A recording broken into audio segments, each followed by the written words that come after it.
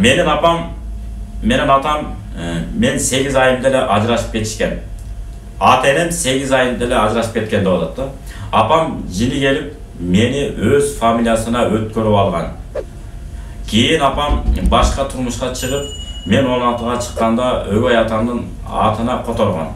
Кийин мен турмушка чыгып, жолдошумдун фамилиясына өткөм.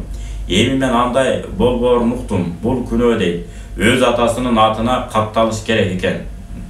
Ушул жөнүндө маалымат бересиздерби? Алла разы болсун сизден. Эми албетте, жолдошуңуздун фамилиясын өтсөңүз белгилүү эле.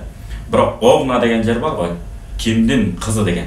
Ошол жерге сиздин атаңыздын атынан турса боло берет. Болгону баягы ыңгайлуу шарт болуш үчүн жолдошунун фамилиясын өтөт. Эмне үчүн?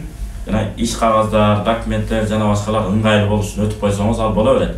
Эң негизи кимдин кызы десе, баланчанын кызы дей турганда тиешелүү документтерге өз атаңыздын аты жазылып турса болду.